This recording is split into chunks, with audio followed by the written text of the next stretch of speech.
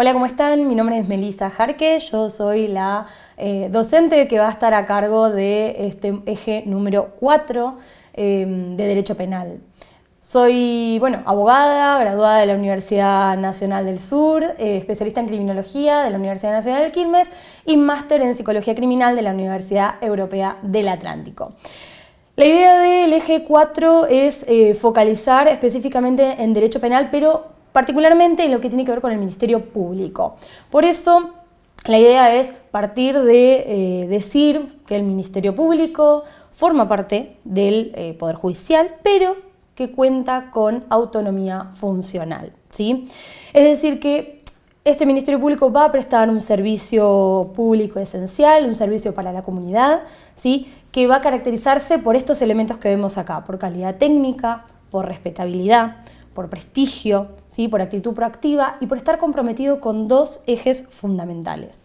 Por un lado, lo que tiene que ver con procurar la defensa del orden público, ¿sí? Los derechos de las personas, que lo va a hacer a través de lo que vamos a ver, que es el Ministerio Público de la Defensa, y a su vez va a estar comprometido con procurar la satisfacción del interés social a través del Ministerio Público Fiscal. Entonces, cuando hablamos, ¿sí?, de estos dos organismos, vamos a desarrollar por quiénes están integrados cada uno de ellos, cuáles son sus funciones, cómo es la jerarquía, ¿sí?, dentro de cada uno de estos ministerios. Pero antes, ¿sí?, la idea es que abordemos cuál es la misión de este Ministerio Público. Si tuviéramos que definirla, vamos a decir que es justamente prestar un servicio público mediante la procuración de la administración de justicia, representando no solo a la sociedad, sino también a las víctimas en particular, a los pobres y ausentes, a los menores e incapaces, a los imputados que no tengan una defensa letrada, y justamente buscando no solo el reconocimiento de los derechos, sino también cuidando que se respete el debido proceso y que se satisfaga el interés social. Entonces, esa podríamos decir que es la definición de la misión del Ministerio Público, ¿sí? No solo prestar un servicio público, sino también procurar la administración de justicia, el respeto del proceso y el respeto de los derechos y garantías, ¿sí?, satisfaciendo el interés social. Ahora bien, ¿cuáles son las funciones, ¿sí?, de este Ministerio Público? En primer lugar, hablamos de promover la acción judicial, ¿sí?, en defensa de este interés público, ejercer propiamente la acción penal pública, que vamos a ver que va a ser el Ministerio Público Fiscal el que va a llevar adelante esta tarea, asesorar, representar y defender los intereses de esta población específica, menores, incapaces, pobres y ausentes, y a su vez custodiar la jurisdicción y la competencia de los tribunales, ¿sí?, garantizar de que es correcto que se esté interviniendo en ese caso porque corresponde a la provincia de Río Negro, a su vez garantizar un eficiente servicio de justicia y procurar que se satisfaga este interés social, ¿no?, que es lo que siempre va a estar de base en la función, en la misión, en la tarea del Ministerio Público. Entonces, cositas a tener en cuenta, ¿sí?, algunas ideas, fuerza que van a ser las que van a caracterizar toda intervención del Ministerio Público. En primer lugar, que lo que busca el Ministerio es facilitar el acceso, ¿sí?, de todos los ciudadanos al servicio de justicia, ¿sí? Entonces, no se puede habilitar ningún sistema de turnos ni de límite, ¿sí?, a el acceso diario de los ciudadanos a esa prestación de servicio de justicia. Por otro lado, esa prestación de servicio tiene que ser respetuosa de los derechos humanos y de las garantías, ¿sí? Entonces, eso que se va a respetar, esos derechos y esas garantías van a ser acordes a la situación psicológica, social, cultural de la persona que busque acceder a esa justicia. No es lo mismo recibir a una persona de una comunidad originaria que recibir a un niño, ¿sí? Entonces tiene que haber un abordaje específico y adecuado a las condiciones de la persona que llega a las puertas del Ministerio Público. A su vez, el funcionario y el empleado que van a estar interviniendo van a tener que estar identificados, ¿sí? Más allá de que en su oficina, en su escritorio, que en su vestimenta haya una identificación, la persona tiene que presentarse, ¿sí? Quien llega a la oficina del Ministerio Público tiene que saber con quién está hablando. Rige el secreto profesional, ¿sí? Todo lo que se hable, se plantee ante las oficinas del Ministerio Público tiene que estar custodiado por este secreto profesional. Tiene que hablarse en un lenguaje sencillo, que sea fácil de entender para las personas. Muchas veces los abogados hablamos en un lenguaje muy técnico, muy complejo. Lo que hay que tratar es de bajar, ¿sí?, el nivel del tecnicismo para que la persona pueda entender de qué le estamos hablando. Evitar citaciones innecesarias, ¿sí? Tratar de juntar todo lo que tenga que ver con audiencias, convocatoria de la persona en un solo espacio, ¿sí? Evitar hacerlo venir varias veces. Brindar copias de las actuaciones. Muchas veces la persona necesita llevarse algo en mano, algo de lo que se charló, algo de lo que se hizo, la derivación, lo que sea. Es importante que la persona se lo lleve impreso para después poder volver a releerlo, analizarlo, estudiarlo, compartirlo con quien sea. El tema de la derivación, ¿sí? Es importante que las derivaciones que se hagan desde el Ministerio Público sean previo el contacto con alguien responsable de esa institución a la que estamos derivando, ¿sí? Muchas veces, por ejemplo, al Colegio de Abogados llegan personas derivadas desde el CADEP, que después vamos a ver que es el Centro de Acceso a la Defensa Pública, y existe una derivación específica, ¿sí? Un llamado telefónico a la persona del colegio para decirle: mirá, va a ir fulanito, necesita, ¿sí?, un asesoramiento desde el colegio. Entonces es muy importante que exista esa previa derivación. La atención sin demoras, el evitar la burocratización, agilizar los procesos es muy importante. Sí, y finalmente es importante que en el Ministerio Público existan formularios de queja que estén impresos y que estén a disposición de la persona si la persona quisiese recurrir, para que eventualmente ante esa queja se eleve, ¿sí?, a los funcionarios que correspondan y se vea qué se hace al respecto. Bien, ahora, en relación a los grupos vulnerables, ¿sí?, que se pueden llegar a las oficinas del Ministerio Público y que vamos a tener que brindar una atención específica, corresponde tener en cuenta. En primer lugar, en el caso de las situaciones de personas con discapacidad, ¿sí?, fundamentalmente física o motriz, tener en cuenta el tema de los obstáculos arquitectónicos, ¿sí?, el tema de las barreras, ¿sí?, de acceso a la oficina. Vamos a tener que removerlos y garantizar que la persona pueda llegar y acceder efectivamente a esa oficina de atención. En el caso de situaciones con niños, niñas o adolescentes, en el caso de situaciones con violencia familiar, ¿sí?, vamos a tener que procurar garantizar el resguardo de la identidad de esos niños, niñas o adolescentes. En el caso de, un poco los ciudadanos de comunidades originarias, ciudadanos extranjeros e inmigrantes, un poco como les comenté anteriormente, tener en cuenta que puede ser necesario que tenga que recurrir a un intérprete, ¿sí?, que pueda entender el idioma, por ejemplo, que esa persona extranjera hable. Y en el caso de personas privadas de su libertad, tener en cuenta la particularidad y la vulnerabilidad que ello implica, ¿sí?, y prestar especial atención a los casos de torturas, tratos crueles, inhumanos y degradantes que pueden llegar a conllevar, ¿sí?, que tengamos que realizar una denuncia por violencia institucional. Entonces, estos grupos, ¿sí?, vulnerables son los que vamos a tener que atender con mayor cautela, con mayor cuidado, ¿sí?, teniendo en cuenta las condiciones específicas de cada uno de ellos. Bueno, algunas cuestiones entonces para tener en cuenta en relación a la atención al público que va a tener que brindar el Ministerio Público. En primer lugar, que los horarios de atención que se tienen que garantizar van a ser tanto de mañana como de tarde, ¿sí?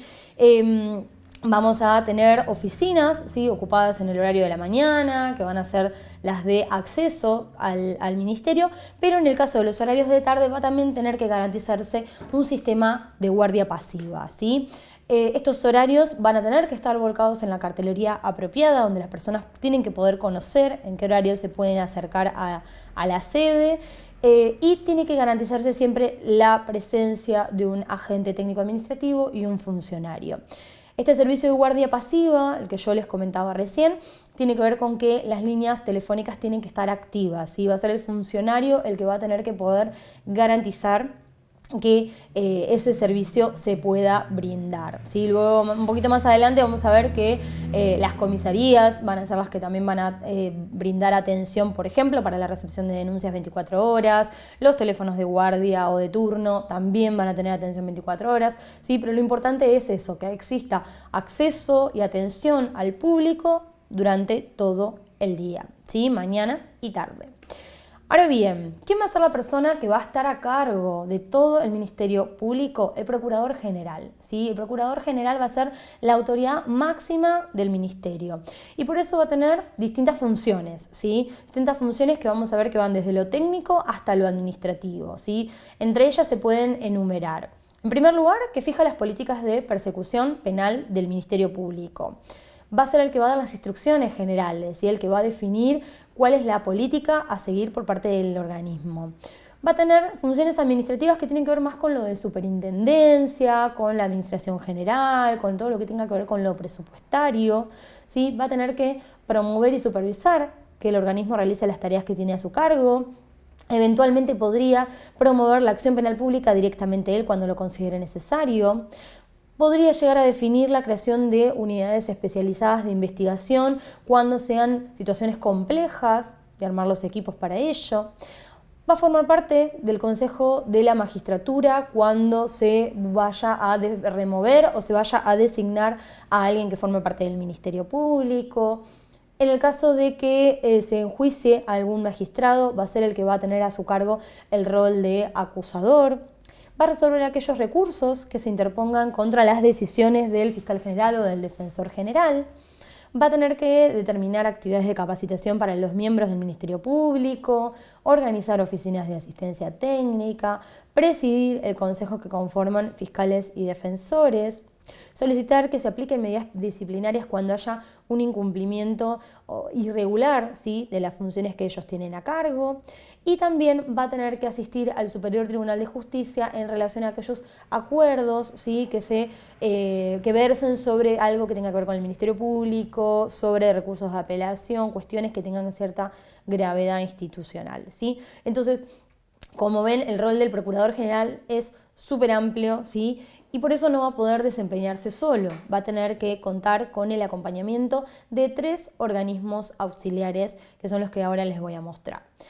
En primer lugar, tenemos la Dirección de Planeamiento y Gestión. En segundo lugar, tenemos la Dirección de Capacitación. Y en tercer lugar, tenemos los Cuerpos Especiales de Investigación, ¿sí? En relación a la Dirección de Planeamiento y Gestión, ¿sí?, va a ser un organismo que tiene a su cargo lo que es la elaboración, la administración presupuestaria y el gerenciamiento de todo lo que tiene que ver con recursos. Y hablamos de recursos materiales y también hablamos de recursos humanos, ¿sí? Tiene a su cargo también elaborar el informe anual de gestión y va a estar a cargo de un director, ¿sí? Este director va a poder tener el título de contador, va a poder tener el título de profesional en ciencias de la administración, ¿sí?, y va a depender directamente del procurador, ¿sí? Tiene que tener 5 años de ejercicio en el rol profesional y va a cobrar un sueldo igual al de un fiscal de cámara. Eso en relación entonces a la Dirección de Planeamiento y Gestión. El segundo organismo dijimos que era la Dirección de Capacitación, ¿sí? También va a auxiliar al Procurador General. Y acá sí, las funciones van a ser bien específicas, ¿sí? Va a ejecutar programas de capacitación y de perfeccionamiento continuo. Va a tener la asistencia de esta dirección que acabamos de ver, de la Dirección de Planeamiento y Gestión, ¿sí? Y va a realizar actividades coordinadas con la Escuela de Capacitación Judicial. En este caso, esta dirección de capacitación también estará a cargo de un director, que acá sí puede ser abogado, ¿sí?, que tenga un rol pedagógico, ¿sí?, que tenga alguna formación docente, que va a depender en este caso de la Secretaría de la Procuración y que va a cobrar un salario igual al de un secretario de Cámara, ¿sí? Bien. También tiene que acreditar 5 años de ejercicio profesional. En cuanto al tercer organismo que va a auxiliar al procurador, hablamos de los cuerpos especiales de investigación. Estos van a ser equipos interdisciplinarios, ¿sí?, que van a estar especializados en investigación forense. La idea es que den soporte operativo, científico, técnico a defensores fiscales y otros organismos jurisdiccionales de la provincia que así lo soliciten. Excepcionalmente y a través de convenios de colaboración o convenios de reciprocidad podrían llegar a brindar sus servicios, ¿sí?, a otros equipos de otras provincias. Sus integrantes van a tener que tener criterio técnico y científico, van a tener que tener neutralidad en sus intervenciones, tratar de garantizar objetividad, ¿sí? Y tendrán que contar con título universitario, terciario o una certificación de experticia que los habilite para ese rol específico técnico, ¿sí? Bien, el Ministerio Público entonces dijimos que se va a componer, ¿sí? Por estos dos, se va a dividir, se va a organizar, ¿sí? En estos dos grandes ministerios, Ministerio Público de la Defensa y Ministerio Público Fiscal, teniendo ambos como coordinador, como superior al Procurador General. Vamos a charlar un poco ahora de el Ministerio Público de la Defensa, ¿sí? Cuando hablamos del Ministerio Público de la Defensa, vamos a decir que es el organismo que está encargado de asegurar una efectiva asistencia y defensa judicial de los derechos de las personas, ¿sí? Y nos vamos a hacer 4 preguntas. En un primer lugar, nos vamos a preguntar qué es un defensor oficial. En segundo lugar, nos vamos a preguntar en qué situaciones yo puedo solicitar un defensor o una defensora oficial. En tercer lugar, vamos a preguntarnos cómo se integra este Ministerio Público de la Defensa. Y, por último, vamos a preguntarnos cuáles son los órganos que van a auxiliar a este Ministerio Público de la Defensa, ¿sí? Entonces, teniendo en cuenta que es el organismo que va a garantizar la asistencia y la defensa judicial, podemos decir que el defensor oficial, ¿sí? Es aquel abogado o abogada que es gratuito, ¿sí? Yo por eso también lo remarco, es un servicio público, no nos olvidemos de eso, que lo que busca es garantizar el correcto acceso a la justicia de todos los ciudadanos y ciudadanas de nuestra provincia, ¿sí? Ese defensor o defensora oficial va a tener a su cargo velar por el respeto de los derechos de niños, niñas y adolescentes, de personas con discapacidad, de víctimas de violencia de género, de ausentes, de personas que se encuentran en condiciones de vulnerabilidad social, de imputados en causa penal y de personas que se encuentran internadas, condenadas o detenidas, ¿sí? Entonces, tenemos una población súper amplia, ¿sí? En relación a las cuales esos defensores oficiales, que luego vamos a ver cómo se organizan, se distribuyen esas tareas, tienen que velar por el respeto de los derechos, ¿sí? Ahora, ¿cuándo yo puedo acceder a un defensor o defensora oficial? En el caso de derechos civiles, sociales o de familia que estén afectando, ¿sí? La persona tendrá que demostrar la imposibilidad de acceder a un abogado de manera privada. En ese caso, entonces, se puede acceder y se puede facilitar un defensor o defensora oficial. Esto no rige en el caso de defensores penales, ¿sí? En caso de situaciones penales y en caso de situaciones de violencia de género, este requisito se excluye, ¿sí? Y por lo tanto se me asignará un defensor oficial que esté de turno, ¿sí? De acuerdo al momento en el que yo estoy pidiendo la intervención, al momento de la denuncia, ¿sí? Eso tiene una organización que ahora en un ratito vamos a ver.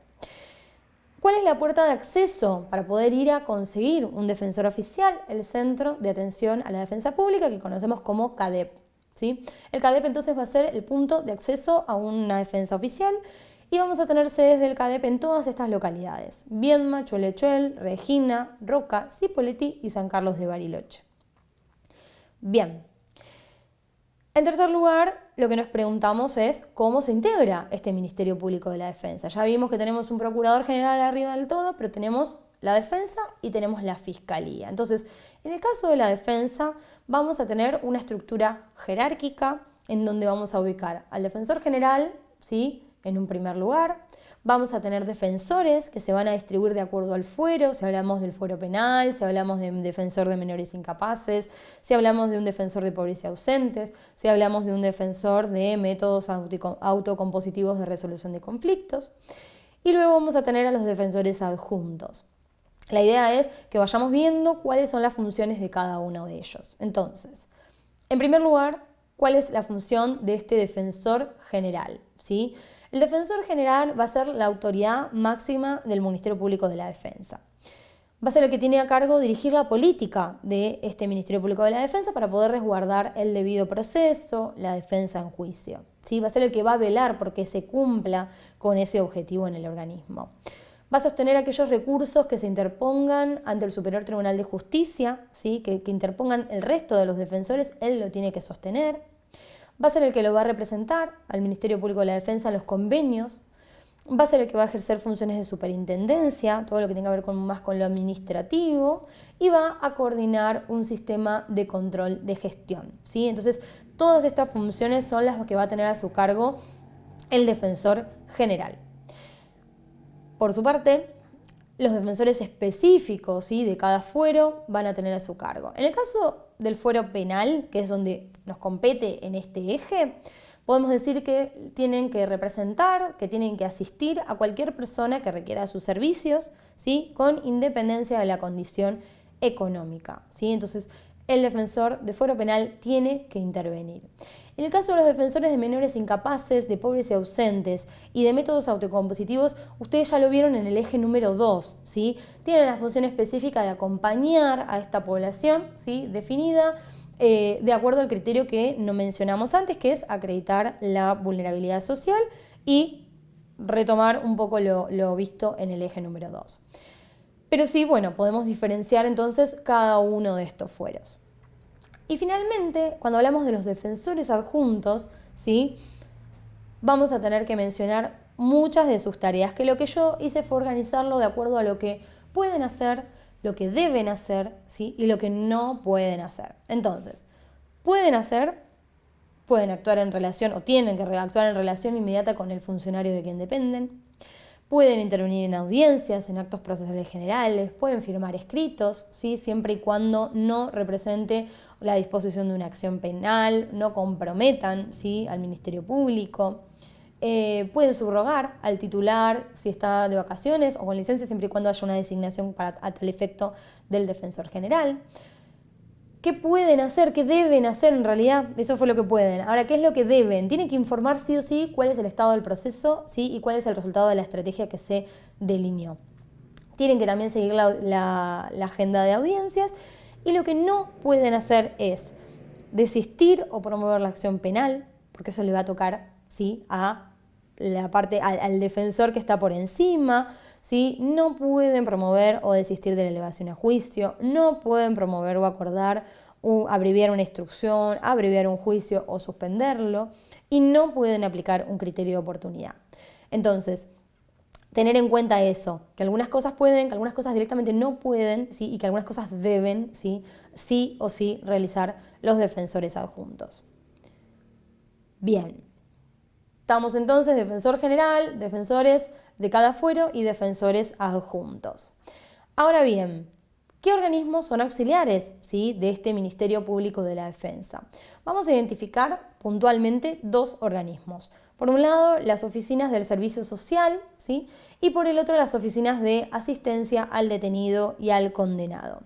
En el caso de las oficinas del servicio social, ¿sí?, lo que buscarán va a ser fortalecer el vínculo social, familiar, ¿sí?, y comunitario, facilitando aquellos procesos de comunicación, ¿sí?, entre las personas que llegan a la Defensoría con sus familiares, ¿sí? Van a realizar entrevistas tanto en sede como en territorio, ¿sí? Van a gestionar coordinación institucional con otros organismos del Poder Ejecutivo, van a gestionar recursos, ¿sí?, van a confeccionar informes sociales y van a asistir eventualmente a audiencias. Específicamente, yo les diferencié por fueros, ¿sí? Van a ver que en relación al área penal van a poder hacer evaluaciones en relación a los beneficios, a medidas alternativas, al vínculo que tienen las personas privadas de libertad con sus familiares, al vínculo de la persona privada de libertad con la comunidad, ¿sí? Entonces van a tener una intervención en el área penal, pero también pueden tener una intervención en el área civil y de familia. En relación a ellos, o a este área específica, van a trabajar con todo lo que tenga que ver con la problemática de violencia familiar, van a poder efectuar propuestas de derivación a organismos del Poder Ejecutivo, como por ejemplo a la Secretaría de Niñez, o al Instituto de Asistencia a Presos y Liberados, o al Ministerio de Desarrollo, ¿sí? Van a evaluar la situación económica de la persona que llega tratando de acceder a la justicia y van a poder actuar como curadores en el caso de que así se los designe por parte de un juez. Entonces, tenemos estas funciones específicas de esta oficina de servicio social que a su vez se complementan con las funciones de la oficina de asistencia al detenido y condenado. Este otro organismo lo que va a hacer es instalarse uno en cada circunscripción judicial, que se va a componer por un jefe de despacho y 2 escribientes, ¿sí? Tiene a su cargo fundamentalmente todo lo que tenga que ver con la asistencia humanitaria de la persona privada de su libertad, ¿sí? Que tenga un defensor oficial y se va a asistir no solo a la persona, sino también a su familia. Se tiene que tener presencia regular, ¿sí? Y constante en centros de detención, ¿sí? Va a tener que seguir todo lo que tenga que ver con los plazos y las detenciones justamente en establecimientos penales. Va a tener que seguir todo lo que tenga que ver con detenciones prevencionales o preventivas de las fuerzas de seguridad, ¿sí? Tiene que transmitir al IAPL, que es el Instituto de Asistencia a Presos y Liberados, o a las defensas los requerimientos de las personas privadas de la libertad e informar cuál es la situación judicial a estas personas, entregar copias eventualmente, ¿sí? Controlar los plazos y los beneficios, ¿sí? Como ya se los mencioné, y contactar a aquellos asistidos que estuvieran en libertad que los defensores penales solicitaran. Una cosita más que yo agregué fue el tema de realizar un trabajo interdisciplinario con otros organismos del Poder Ejecutivo y que en caso de urgencias o de situaciones como puede ser un motín en un establecimiento penal, son los encargados de avisar a los defensores cuando alguno de sus asistidos estuviese comprometido en esa situación, ¿sí?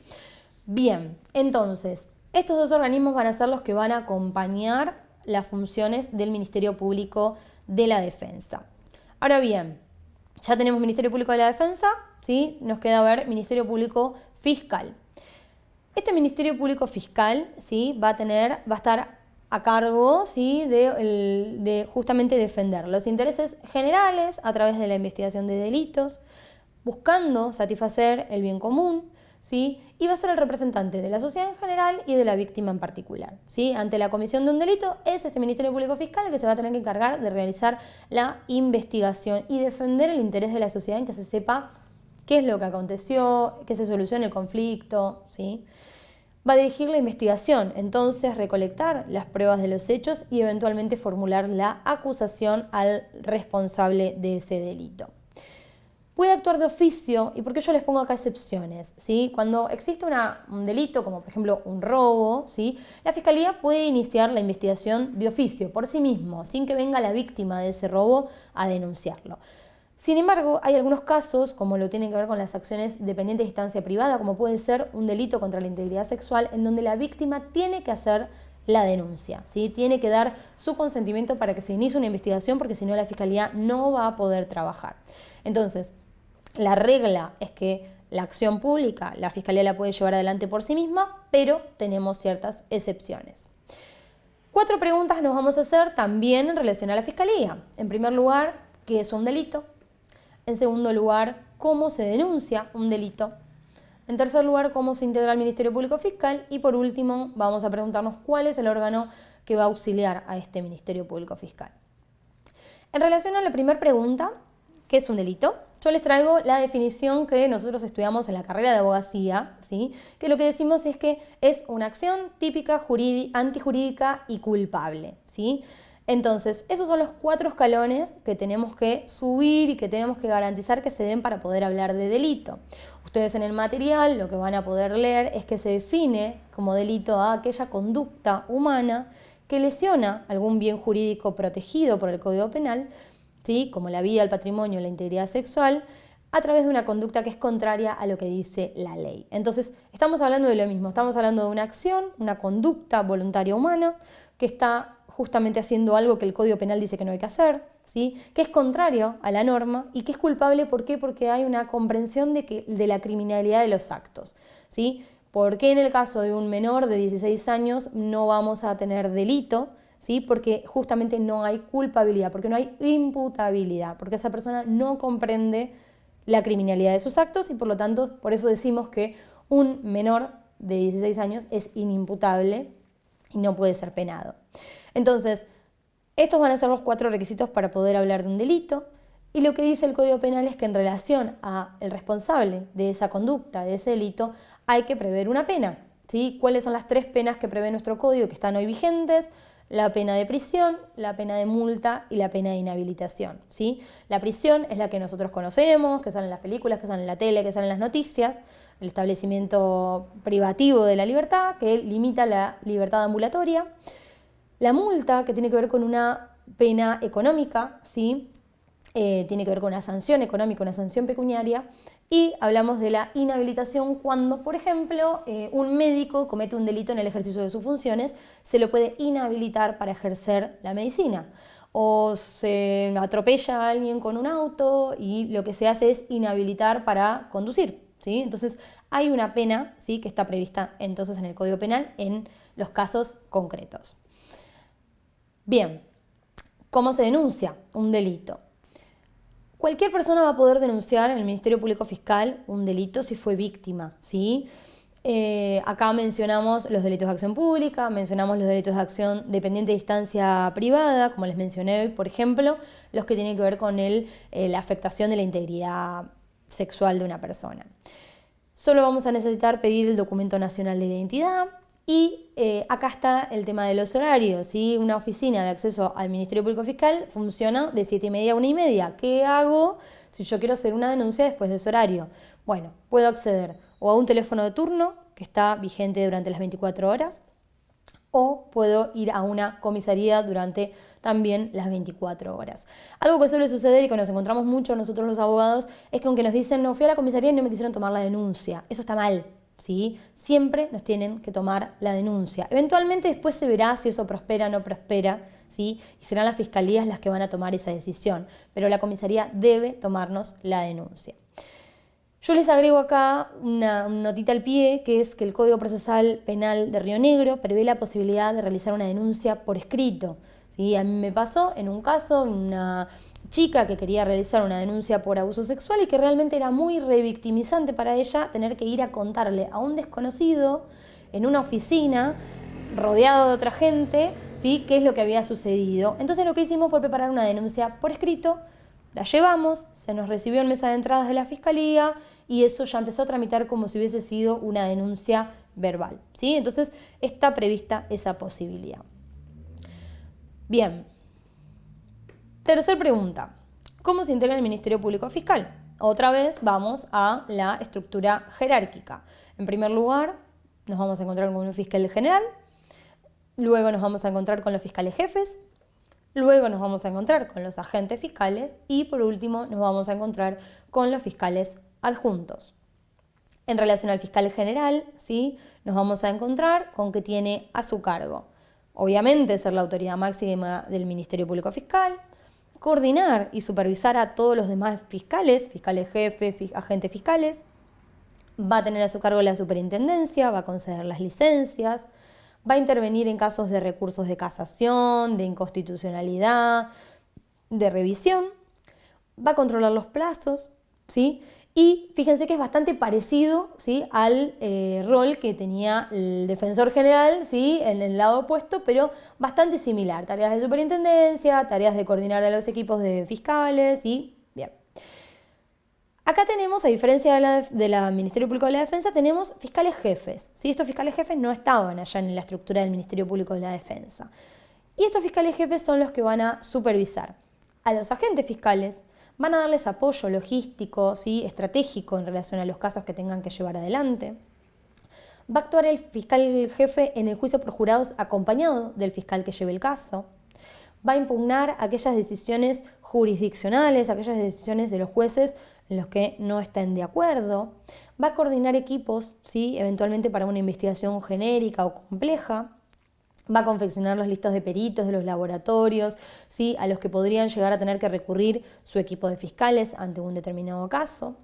Va a atender testigos y víctimas, va a proponer capacitaciones, ¿sí?, y va a tener a su cargo la mesa de entradas, que es el punto de contacto inicial con el ciudadano.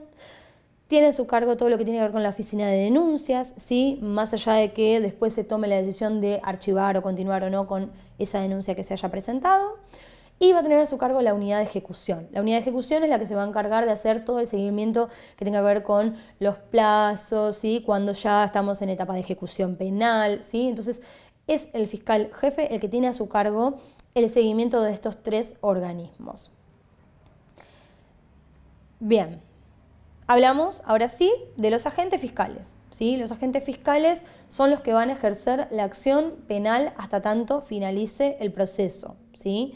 Van a disponer que se inicie la investigación, ¿sí? La investigación penal preparatoria, van a disponer la formulación de cargos, ¿sí? Cuando yo tengo una persona que le voy a atribuir la comisión de determinado delito, determinado día, contra determinada víctima, esa formulación de cargos la tiene que hacer el agente fiscal.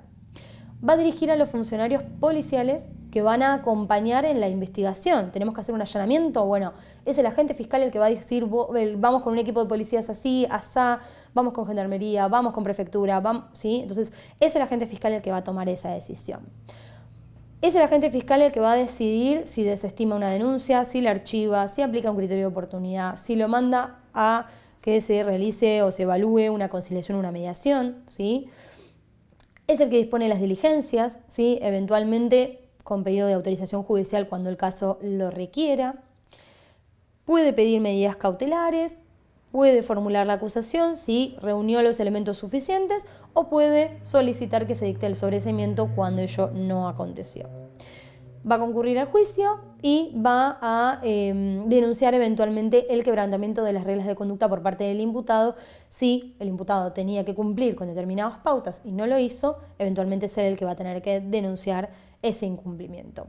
Finalmente, es el fiscal, el agente fiscal, el que va a asumir los casos de acuerdo a o la fecha de comisión del hecho, ¿sí? Que cuando se radica la denuncia se va a ordenar por ese criterio, o si no se conociera, ¿sí? Cuándo fue la fecha de la denuncia no se puede determinar, bueno, es al momento de la denuncia que quien esté de turno va a ser el que va a tener que asumir tal caso.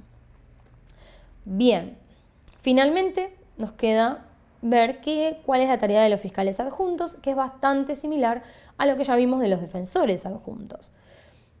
Van a actuar en relación al funcionario inmediato de quien dependan, van a poder intervenir en audiencias y realizar actos procesales generales, van a poder suscribir escritos, van a poder subrogar al titular en caso de que así lo designe el fiscal general, tendrán que informar el estado de los procesos y el resultado de las estrategias, tienen que seguir con la agenda de audiencias y no pueden ni promover o desistir la acción, no pueden promover o desistir de la elevación a juicio, ni proponer abreviar una instrucción, un juicio o una suspensión, ¿sí?